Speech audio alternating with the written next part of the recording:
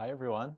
I'm here with Greg Nagy, who you've seen multiple times in many videos in our course. This is a wonderful opportunity we've been offered by the amazing Brattle Square Studio. I can't praise them enough, and honestly, I don't have all the right words to praise them for their abilities here and technical expertise and general um, niceness, Yes. in this whole process and initiative that they've taken. So thank you, just to begin with, to all of you running the show for us. Wow, welcome. There are a lot of thoughts and feelings that Greg and I are having as we see you and we see each other after a long time of not seeing each other, and some colleagues that are also online with us now, who we'll talk with more in a bit, who we've had many conversations with in the past. We'd like to start by looking at the window of Cavafy as our beginning of looking into the past. This is in the city of Alexandria. Yes. Cavafy is a modern Greek poet, and he has a poem, long story short, called "The Windows." You notice that there are two windows. Windows are two panes, like double doors, and it's about what a view might offer to the poet in this case. And I won't go into the content of the poem, but maybe Greg, could you tell us what the view is outside this window? So as you're looking out here, you're viewing what is today called the Avenue of the Patriarchs.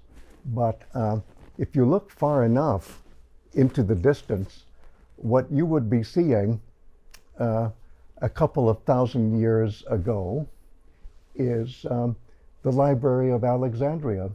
It's not there anymore, but the poet, when he is composing this poem, Ta Parathira, or The Windows, he's looking out and he sees not only the present, which is minus the library, there's no trace of the library anymore, but what he's looking at is the past, a window into the past that connects with the present and the future. Mm-hmm. We've talked a lot about this in the course, in our live sessions as well. The fact that hero worship is all about what is not there, who is not there anymore, and the sense of longing that worshipers cultivated for the hero through many rituals, songs, processions, various practices. And just this view of Cavafy's out of his window, I think, was just a nice place for us to begin with absence, but also hero, because the Library of Alexandria was called the body. Alexander wanted to be a hero. And of course, because Alexander was so ambitious and not particularly restricted to any one culture, he wanted to embrace Egyptian civilization. So one way to think about achieving immortalization after death is to be mummified. So don't think of horror movies in the early 20th century about mummies that scare you. A mummy is a symbol of immortalization after death. To be mummified is to be prepared for that. And so Alexander the Great, he not only conquered the world, so to speak, or let's say much of the eastern part of the world that was known then, he also wanted to be a contemporary hero, which was still not the way to think of yourself, but he was so ambitious. And so he got himself mummified, and his body, in Greek, his soma, was the center of the library. The symbolism being that just as the mummified body will be resurrected in some future time after death, so also every time you pull a scroll off the pigeonhole where the scrolls of the Library of Alexandria were located, every time you pull off a scroll and you unroll it and you start reading it, the dead letters as you're reading it come alive, just as the dead body will come alive. So it's a beautiful meditation of the heroic ideal. Whether we like Alexander the Great or not, his ambition is something to be marveled at. Let's take a look at another kind of window. This would be the frescoes from Thera. And there are two images here. And the first one is, both of them should be very familiar to you from the course already. This is a boat, a passenger inside a kind of pavilion, and what we reasonably infer to be flowers, garlands of flowers, Yes. stretched across the line of vision of the passenger who's being conveyed by the other people on the boat. And this is a picture of another kind of vision, or a journey in search of a vision, a sacred vision. The key word here is theoria. That's one of the more recent ones from the course, and we've talked about this. And we're going to come full circle back to this wonderful word theoria, which literally means seeing, but seeing in a special way. It's not what theory means today, which is a specialized kind of philosophical meaning that was not there when you look, for example, at this picture of a, how shall I say it, a journey of a soul, where what you're viewing is the essence of the cosmos, the universe. That's what theoria used to be, and that can be achieved by way of a journey. In this case, the voyage of a ship from point A to point B, where the voyage gives you the chance to become sacralized. And to be sacralized is dangerous. So becoming sacred and becoming immune to such fears as the fear of death, that kind of immunity, it requires a journey that is dangerous for you. It's dangerous. I'd like to look now at the second of these two frescoes. Here is the vision of the sacred journey from the point of view of the viewer. This is, in a way, looking out. This is the argument that you make, Greg. Yes, I do. That this is, looking out, seeing what vision, is not told here in the image, but the vision is to be filled in. And with this added idea of journey, added to the idea of vision that we started with Cavafy's window, I wanted to ask you, Greg, something that has to do with questions that were sent in by several of you students. Yes. Yes. The videos that the students have been watching of you in conversation with many wonderful colleagues were filmed 11 or 12 years ago. Yes. Now. Where has the journey taken you with Yes. this course, with your research into heroes? What have you added to the vision, so to speak, in that time? It's a tough question, and when we reach the end of the hour that started a few minutes ago, at that point, we will be coming back to the meaning of theoria. And I think a good way for me to start to answer this difficult question is to say a few more remarks about this particular fresco, because what you have to imagine is that you're lying down in a lying down place, and you're in a room that anthropologists today would call a room of incubation, where you go into a sacred sleep, and then you hope for good things to happen when you wake up from your sacred sleep. All right? But this is a fresco in a room, and you're lying down looking at this as if you were on a journey, but you're simply going to sleep. This is an incubation room. But it's also a journey. But it's going to be a journey. And the fresco just shows a blank space, because you have to fill in what the space is with your picturing of the cosmos as you're taking your sacred sleep. That's why I call it an incubation. And I like the word incubation that anthropologists today use, because wouldn't you want to think about an incubated egg that eventually hatches? Just saying. Eggs will also, that's another tie into the end of our hour. It certainly is. let's, on the subject of maybe achieving a vision or the difficulty of achieving a vision, let's look now at the next piece of media. There's a short clip of, well, let's just play it. Yes.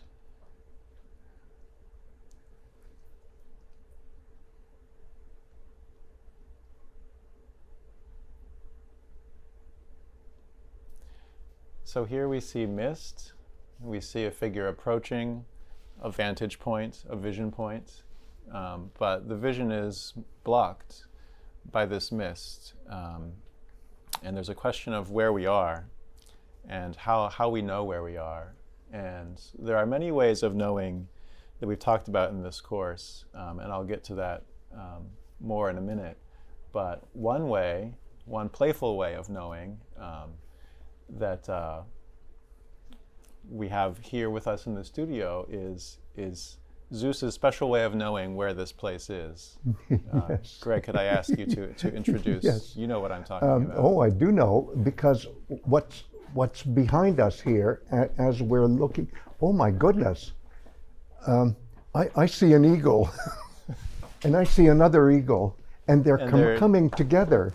They're coming together. Oh my goodness. And they're meeting. And they're meeting. And the meeting tells us. And so that means that what you've just seen, thanks to the brilliant acting of the technology team of One Brattle Square, when Zeus himself asks two eagles from the far east and from the far west to fly towards a center, they're flying from the extremities of the universe, and as they're flying closer and closer, you saw them, they meet at Delphi. And Delphi, if you look at the history of the word, and if you look at the prehistory of the world, Delphi means uterus, and then by extension, navel. It's the navel of the earth. It's the center of the universe.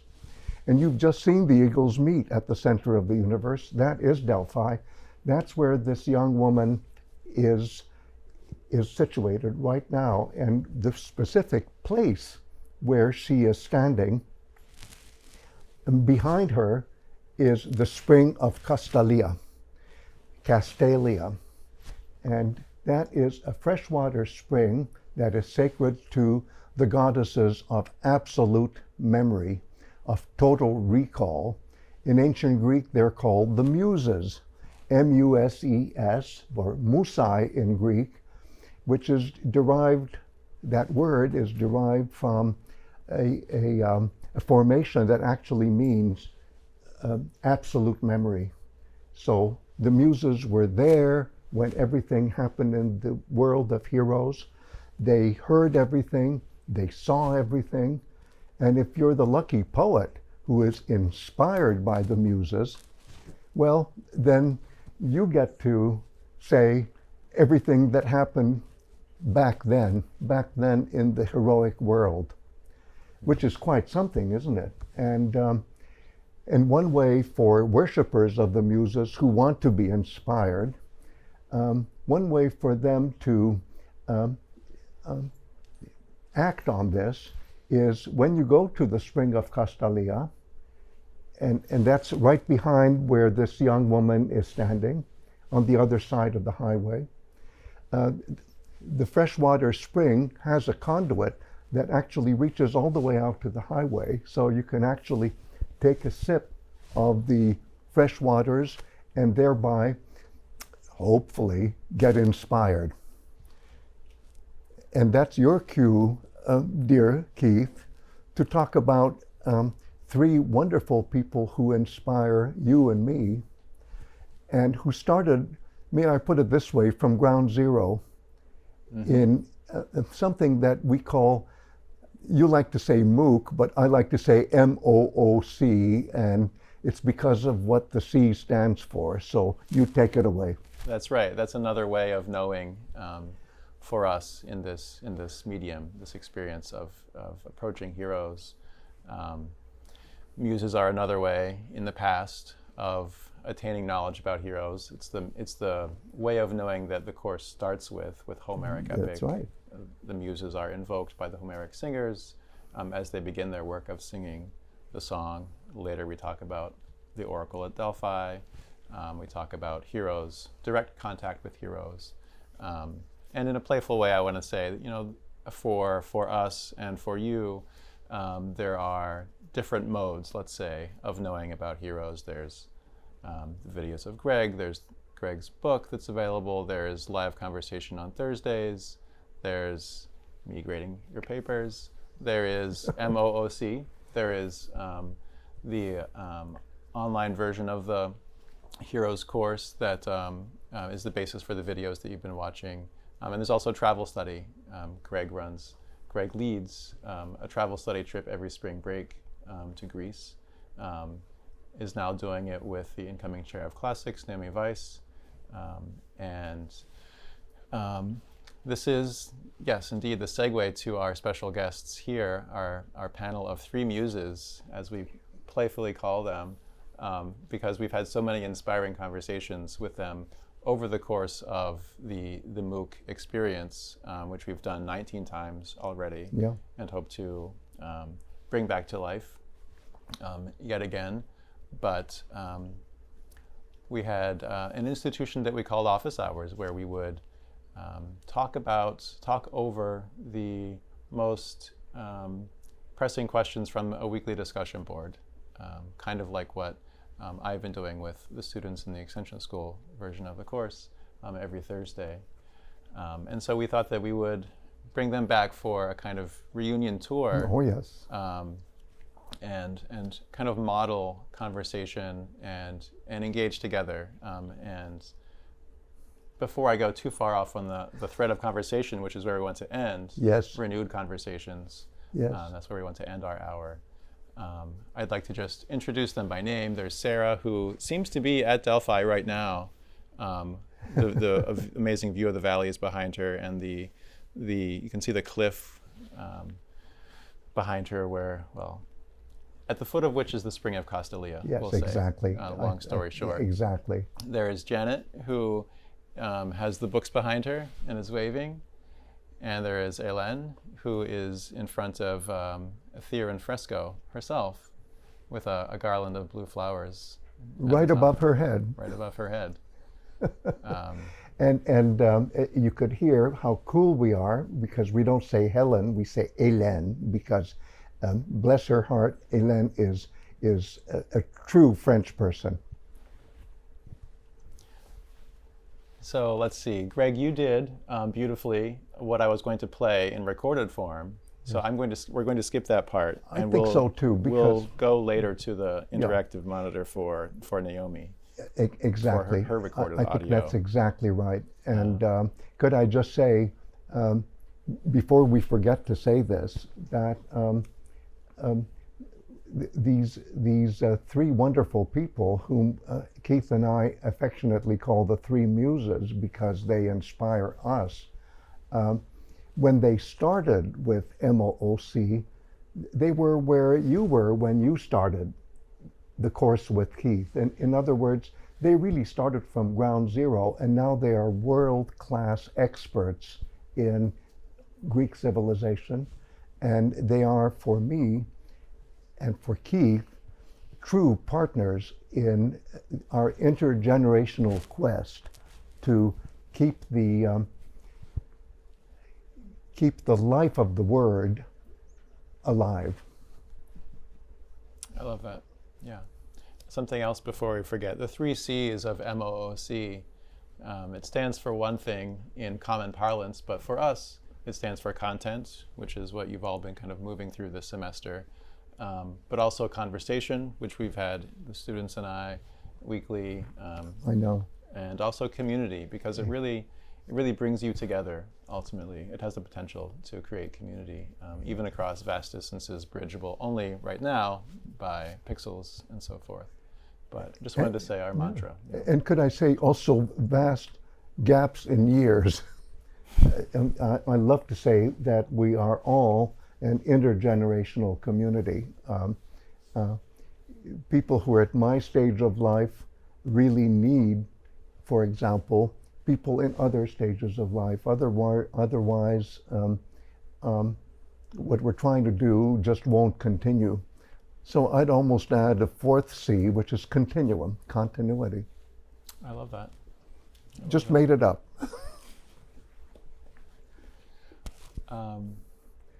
I'm thinking. So I'm thinking on the fly here, on my feet, so to speak. Let's have the muses speak and see yes, where the inspiration us, leads, yeah. and then we'll have a wider conversation Exactly. after that. Exactly. After hearing also from Naomi a bit. And by the way, I love the term, I hope you do too, that is used by jazz musicians, riff. Riff is not free association. It's understanding a special language and practicing that special language. And so That's right. I just know that the three muses are going to riff. And that's going to tie in with the Rock of the Sibyl. It will. And what will tie it all together is the sacred way at Delphi, which we've touched on because we've approached Delphi through the medium of this video, a misty video, which has a blocked vision for now. But something I did want to say about Delphi is that the vision that is achieved there isn't, it may be an inner vision, but it's not a visual vision like looking out from the boat, through the garland of flowers. But the vision, the inner vision, is mediated by words, the words of the oracle. And since Keith has been telling me how adept you are at reading Homeric poetry, isn't it interesting that Delphi is mentioned just 2 times in Homeric poetry, one time in Iliad 9 and one time in Odyssey 8. And the word that is used in Homeric poetry is not Delphoi, which has to do with the uterus of the universe or the navel of the universe. It has to do with a special vision, a special way of understanding. And the word is puthol, P-U-T-H, long O, puthol. And puthol, you can imagine it as a dragon guarding the knowledge of the center of the universe. Or you can imagine it maybe in a more benign way as a female principle of intelligence by way of perception, by way of special vision. And Keith is so used to this that I love to bring in comparative linguistics. This word, puthol, for Delphi, if you look at how that same root for the word is used in the languages of India, especially in Sanskrit, which is the sacred language of, for example, the Vedic hymns, but also later on the language for Buddhism, guess what? Puthol is cognate with the adjective which becomes the name of the enlightened one, Buddha. So we're talking about a concept that goes so far back that before the Indic language and the Greek language were differentiated, this idea was already in circulation. But we're not letting the muses talk. This is not right. I'm going to get up and go over to our digital tour, but I want, Aileen, could we start with you and your reflections on the sacred way, being on the sacred way with Greg? It's a fact that each of the 3 muses was on the travel study trip, the spring break travel study trip with you, Greg. Yeah. Different years. I a long time before I even knew you was on the sacred way myself. But would you share your experiences about being on this sacred path? Okay, so my experience was in 2017. Okay, and let's step down from the bus with Greg. Okay, so Greg is talking. We go down and he presents the site. So the spring of the muses, where the goddesses of total recall hang out. There we can put the mind in touch with all the learning of ancient Greek civilization at the primary place called Castalia. The muses here are associated with a freshwater spring coming out of a cleft. The muses abide here. And we were very lucky that day because out of the cleft came out goats. And goats, they love in Delphi. They go down the cleft and they go down to the source, to the new spring. And of course, we drank the water from the spring. So where would you start your journey? You would start your journey there, and you would drink some water from the fresh spring of Castalia, and then you would be inspired by the spirit of the place. The priestess was inspired by the fresh spring water that flows from the north.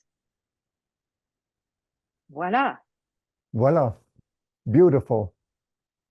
Beautiful. You know, I'm having second thoughts about that part of the program. Sarah, could I call on you next to reflect on the sacred way? This is like old times. I'm in paradise. Well, yes, like Hélène, I drank from the spring, and it felt not just like having a drink of water, but as the first step in a ritualistic procession. I don't mean we were processing up the hill exactly like, in formation or anything like that. We had all come from different places, and as we were climbing, we were looking at different things, pointing things out. We stopped to take photographs. That was our way of maybe capturing something. And that's where I took this photograph. I was very impressed with the view over you can see a really long way.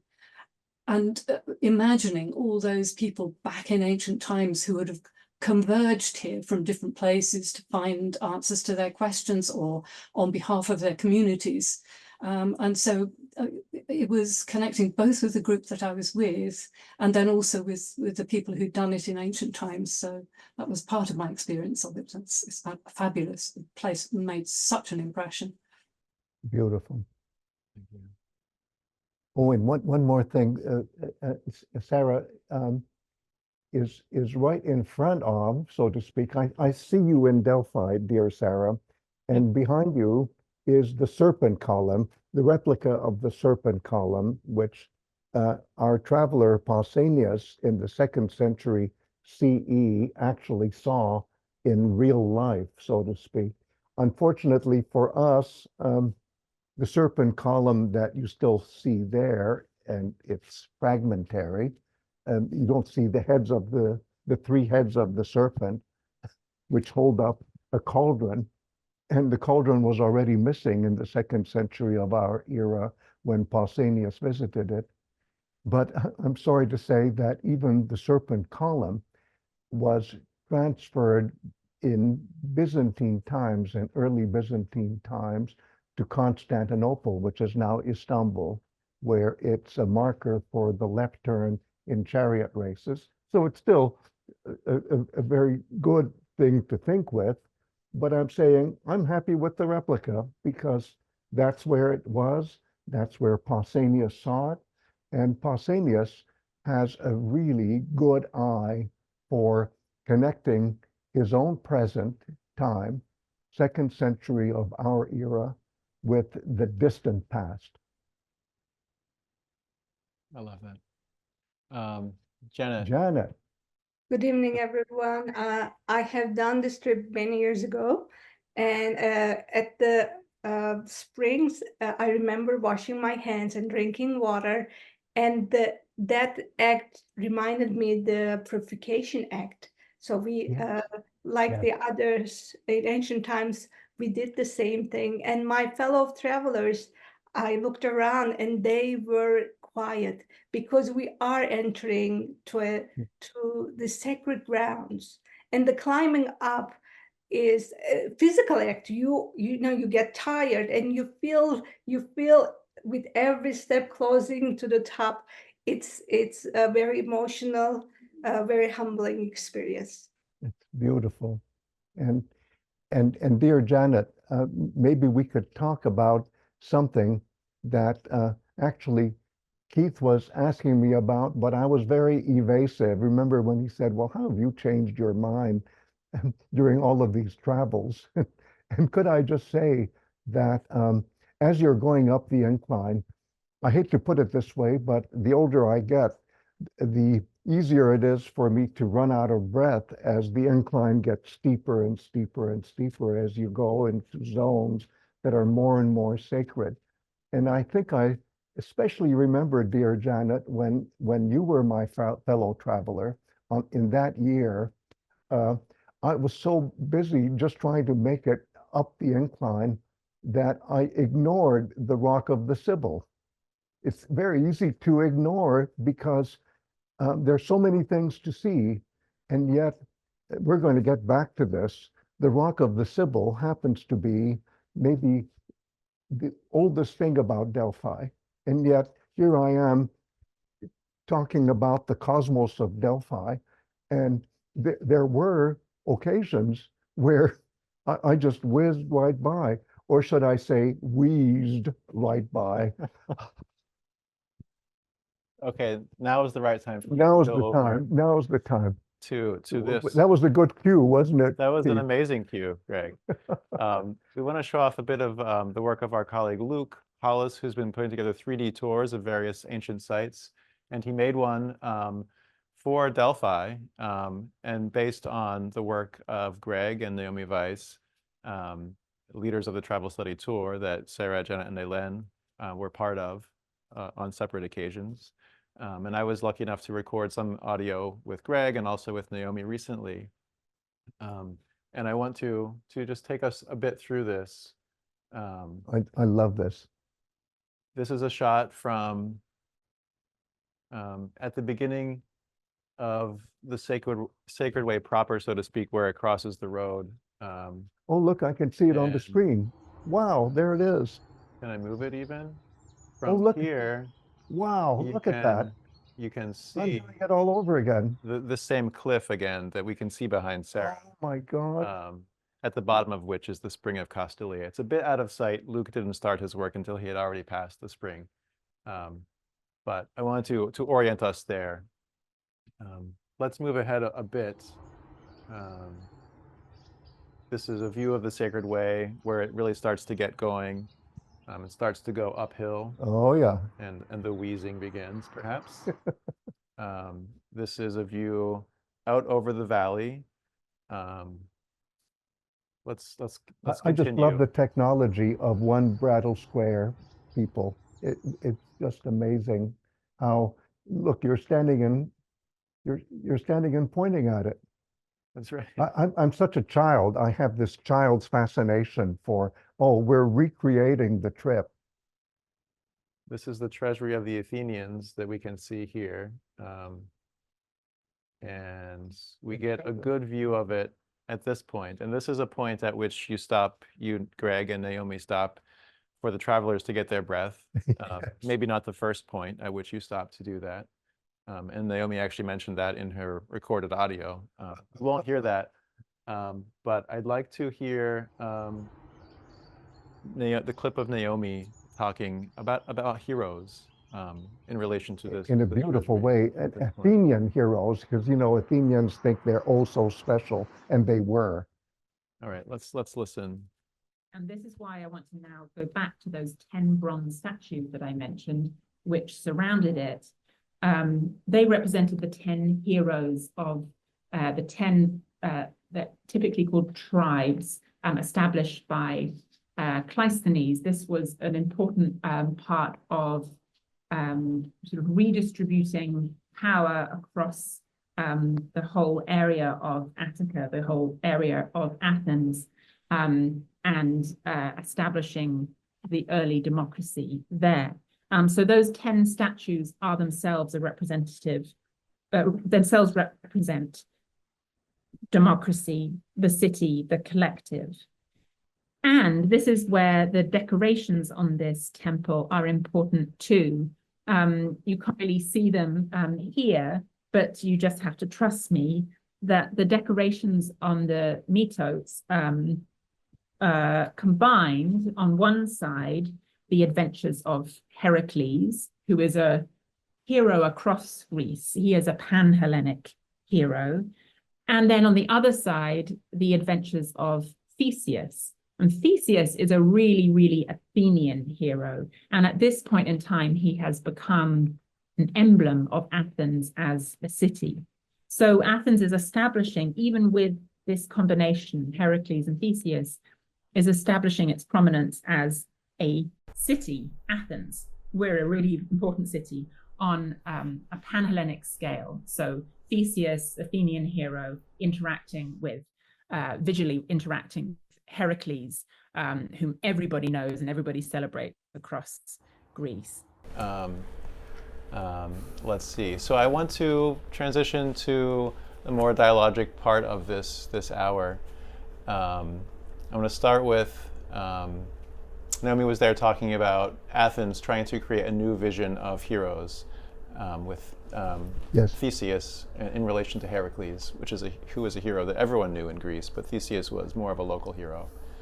I would like to ask our muses and then our students, and then we'll get into the other questions as well. But what has the vision of the hero meant to you?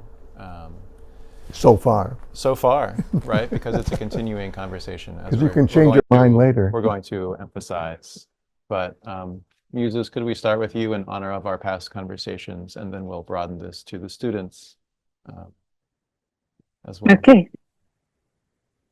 So I had never thought of comparing Achilles to Socrates, before taking the MOOC. Yeah, the ancient Greek hero in 2030. To me, they represented two totally different worlds, the world of epic and the world of philosophy. And then the characteristics of the ancient Greek hero opened a new way of looking at these two heroes, really. And it was a tour de force, Greg, because there was that question from How 22. I don't remember if it was from DQ or if it was from one of the participants, but the question was, although he is perhaps best known for being a great warrior, Achilles also proved to be a great speaker through the Iliad. Can we find Achilles very similar to Socrates? So for Socrates, philosophy is the best musique, and the best art. So he knows all of Greek song cultures. He wants us to learn, and through literature, tragedy, lyric, poetry, epic. So anyway, this is how I discovered that indeed Socrates was a true hero, and that also there was a cult hero for Socrates. And he went through a theoria. He went through ordeals, labor, pain, which can apply also to the life and death struggles of heroes. So he was worthy of a cult hero like Achilles. And you did a really, really incredible tour de force by putting it all together. I mean, I was amazed. And so glad that Hélène brought up Socrates, because we don't think of a historical person who was forced to drink the hemlock and executed this way by the Athenian state in the year 399 before our era. You don't think of him as a hero because he was a real person, and the writings of Plato really bring him alive, because you really get to understand how he thinks, how he relates to people, and so on. So how can Socrates be a hero?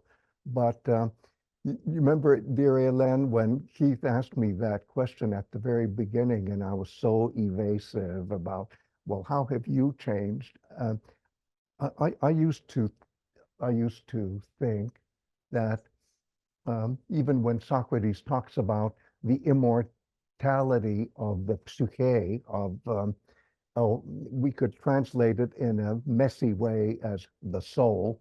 I don't like to translate it that way, but anyway, when he talks about that,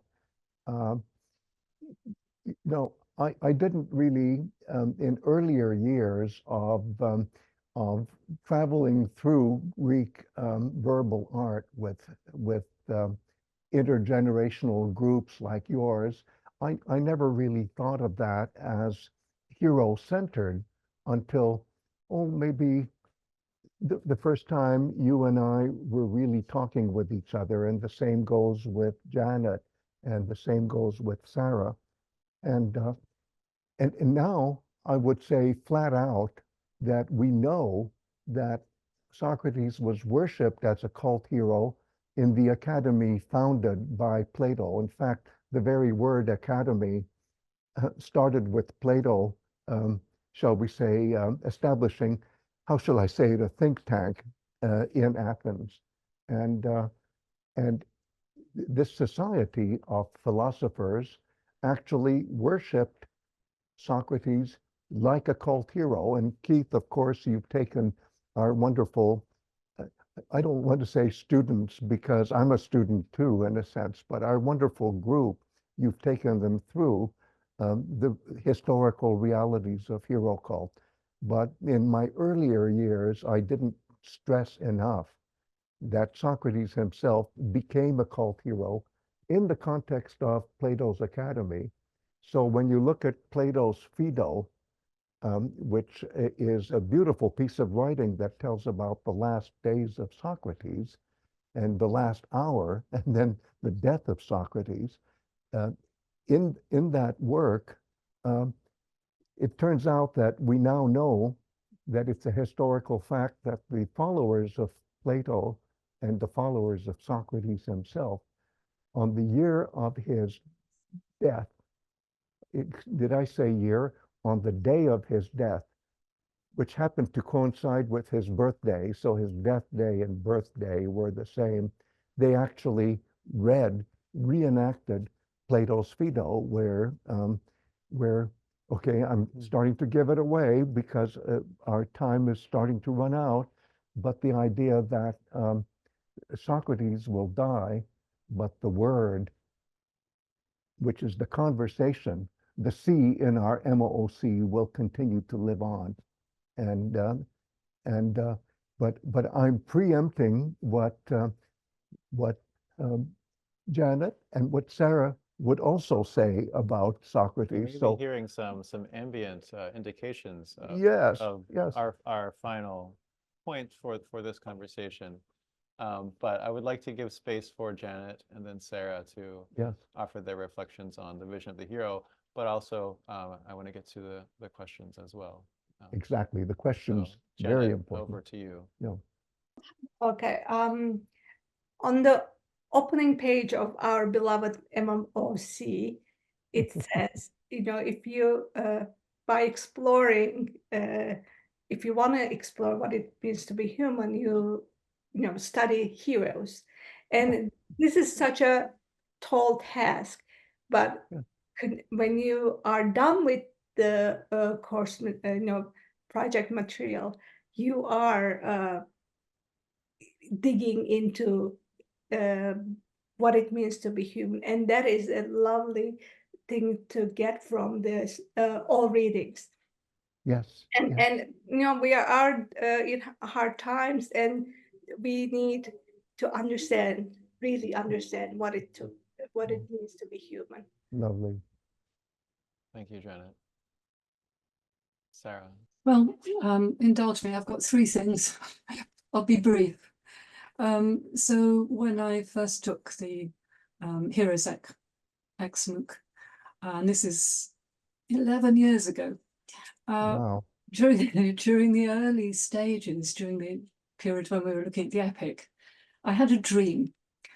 And I dreamt that the heroes that I've been reading about, they were kind of queuing up to try and explain to me, and the best way I can describe it, they were trying to explain to me that they were their stories and their stories were who they are. And for me, that was a sort of, yes, I'm starting to make some sort of connection here. And then there's a second one, again, when I read, particularly in hour 14, and the beautiful passages from Philostratus on heroes, and the connection with the vegetation, the lush garden, and again, making a connection with the hero. I just absolutely loved it. And now myself and another former participant we've learnt some Greek, and we're now starting to read it in Greek. And it is just such a beautiful experience. And that idea of connecting with nature and connecting with the heroes and connecting with ourselves, I think it's very important. And then the third little one I wanted to mention was at the end of the study tour in 2018. It was the next to the last night, and we'd visited, and we'd been hearing about these places, but we had been seeing and looking at things visually as well. Greg was talking about, oh, you know, we're hearing words, but we were also looking at statues, and the statues of the Kouroi, of Cleobis and Biton, with that sort of step. And in my dream, they all came to life at night, and they were dancing in a huge circle. And Wow. I felt like we were, by visiting them, by talking about them, by looking at them, we were reanimating them. So Wow. So, dearest Sarah, that's like an incubation. right. It's an incubation, and we'll get to that some more. But I'd love to hear what your And I understand that we can go a few minutes past our appointed time, so we might need to do just a few minutes. Taking that options. The Eagles will allow us to go, you know, a couple of minutes over. Not too far, but They're such good sports. After all, they met at Delphi. Some of you sent in questions, and thank you. And Blythe, I'd like to start with your beautiful question. If you're ready to deliver it, can I put you on the spot to ask your questions? Oh, sure. Yeah. It's great to be here live for the first time. I've never been able to be part of the Thursday classes. Should I start with my Diomedes question? Yeah. I was as I was reading through the Iliad, I was very struck by the bloodthirstiness of Diomedes in particular. Yes. And just how extreme he is, and the kind of killing sprees he goes on in the Iliad. And as we got further in the course, I started thinking about how his trajectory as a hero, especially coming up against meeting Apollo and Aphrodite very directly in battle, he doesn't follow the same path of the god-hero antagonism and fatal attraction that the other heroes that we put more in focus follow. So I would love to get any more tidbits about Diomedes. Yeah. But could I say to Blythe that Keith showed me your question already, and I think you did a beautiful summary of a very thoughtful and complex set of concerns that you had about this character. And I realized that I've been looking at Diomedes only through the lens of the Iliad. And so I just forced myself to think about all the other dimensions of Diomedes. And I'm going to start with something that will really surprise you. It's the film 8½ by Fellini. And back when I was young, I once took a course called film syntax, and the teacher kept having us look at Fellini's film 8½, which I think is his masterpiece, over and over and over again. So it's still ingrained in my mind. And there's one scene where Marcello Mastroianni is playing a character who's in a Turkish bath, and there's a cardinal, an old cardinal, who's also in the Turkish bath. And I think Fellini's joke is, even if the cardinal is wearing nothing but a towel, he still looks like a cardinal. And so this cardinal hears the mournful sound of a bird. And this is going to be a myth that is, shall we say, native to the region of Venice in Italy. So shall we say the western side of the Adriatic. And he says, oh, that mournful sound, that's the Diomedes bird. What? What? Diomedes bird? So let's go to Iliad 5. Do you remember how Diomedes is so, shall we say, unrestrained that he dares to wound not one, but two Olympian gods. And first it's Aphrodite, and then it's Ares. And I'll start with Ares, where you say, wait a minute, why is this funny? And it's funny because Ares is the god of war, right? And because he's an immortal god, even if Diomedes whacks him with such force that you think that Ares would die, he can't die, but he goes through the motions of death. And so it's one of these many examples where Diomedes tests limits that even Achilles doesn't get to test. And your question really made me think of that long and hard. And so now I'm going to talk about the wounding of Aphrodite. There was that film with Julia Roberts where her character says, mistake, big mistake. It was a big mistake for Diomedes to wound Aphrodite, because after all, Aphrodite is the goddess of not just love and sexuality, but falling in love and affairs and all of that. And so guess what? When Diomedes comes home, he finds out that his wife was unfaithful to him. And so one version of the myth is that he gets so sad that he morphs into a Diomedes bird who is lamenting unrequited love, shall we say. So, but it turns out, dear friends, Diomedes has so many varieties of hero cults. So I started just looking up sources that I should have looked up a long time ago, but thanks to you, I now realize that Diomedes has, I'm not kidding, not 10 times more hero cults than anybody else we know of. I'd say 20 times, 30 times more hero cults, many of them on the western side of the Adriatic. So the old cardinal who is remembering a myth about the Diomedes bird is just one of dozens of examples. So I had so much fun just rethinking Diomedes, thanks to you. And of course, look at the fact that, all right, he tests limits, but even he doesn't go as far as Patroclus. And you pointed that out in your extended question to Keith, where after all, you know, Patroclus goes after Apollo once, twice, three times. Fourth time, Apollo says, back off, and he backs off. But then he does it again, and this time he doesn't back off. Well, back in the earlier part of the Iliad, Diomedes does back off when Apollo tells him to. So it's just not his epic. He doesn't get to shine, but you get the idea that this character could go even beyond Achilles. That's my short comment, but I really loved your question. In the interest of time, I'll just go right to Sharon, if I can put you on the spot. You wrote to me and you had a couple of different things too.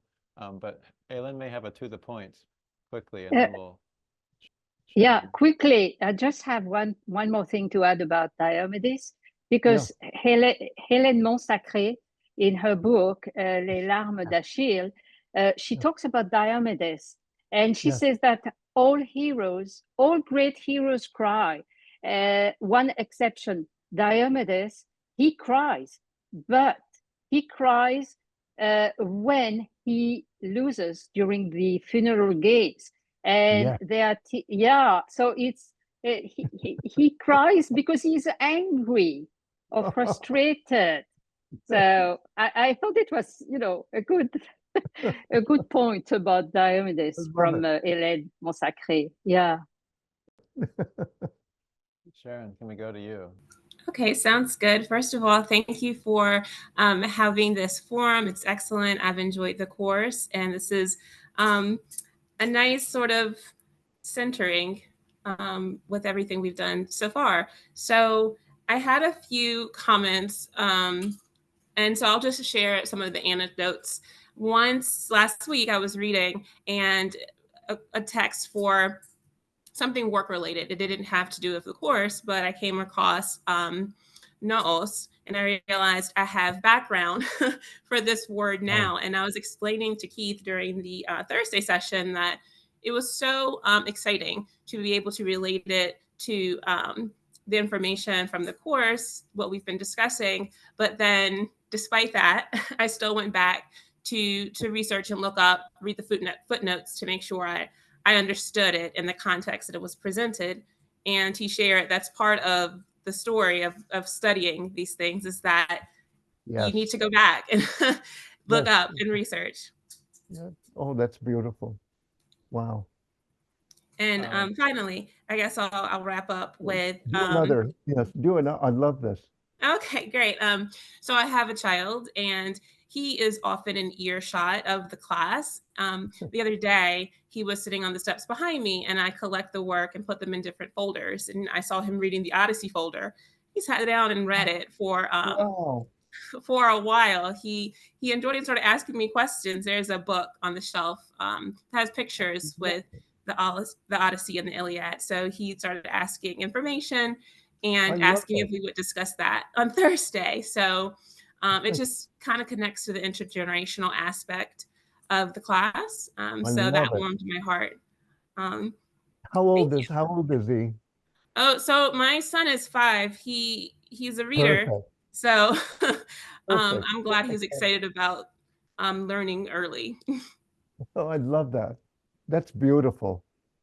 Thank you, Sharon. Thank you. Courtney, you also sent in a question in advance. We'll do your question, and then we'll do our wrap up. First of all, thank you again for being here today. My question, so one of my favorite aspects about the book version of the Ancient Greek Hero in 24 Hours has been the word of the hour. I've always just been fascinated by language and translation, so that's been something really fun for me. And the question I had for you was, is there a Greek or an ancient Greek word that encompasses the idea of legacy? I was particularly wondering this when we talked about Socrates and his living word today, and also in hours 22 and 23. And then also when we talked about how even though Achilles wilts, his song never does, I believe that was in hour 14. And so I was just wondering if there's a Greek word that exists that kind of encompasses this idea. You know what, Courtney, I think you've given me a chance to be nice to the One Brattle Street technology geniuses who could be pulling the plug on us now, but is letting us have a few extra minutes. Yeah, please go ahead. Oh, thank you, wonderful colleagues. So what Courtney asked is a perfect lead-in to what Keith and I were thinking over decaffeinated coffee of what would be such a word. And I think it's theoria, which is how we started. And it's looking at the cosmos in a special way. And after all, while Socrates is in prison and making dialogue,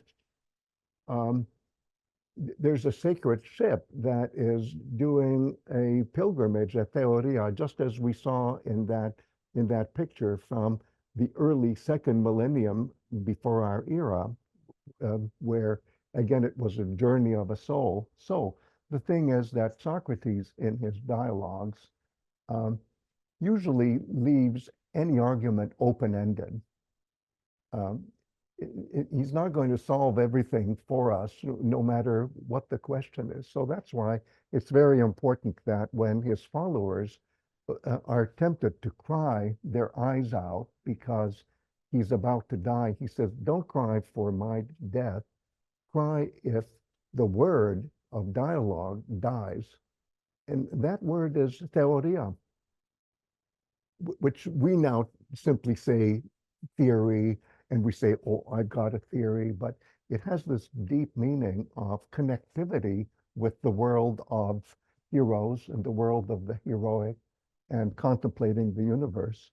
And so when Socrates says, and these are his last words, don't forget to sacrifice a rooster to Asclepius. And I know that Keith has been already preparing you for this. The idea is that when you worship Asclepius, you're trying to be cured of something. So you sacrifice a rooster the night before, then you go to sleep and you incubate and you have visions, you have dreams, and you wake up. And what do you wake up to? The sound of the rooster. So the rooster's dead the night before, but the rooster's voice lives again the morning after.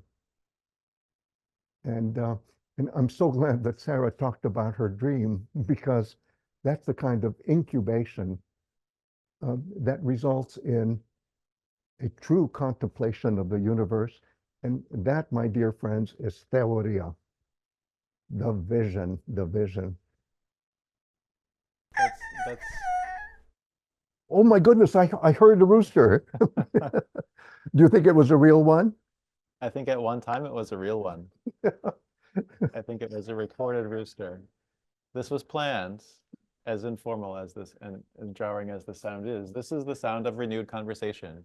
And you already said this, Greg, but this is where we plan to end. You have the last word. With, you know, The this idea latest word. of theoria, legacy, even of this one run of the course, as the legacy being continued conversation.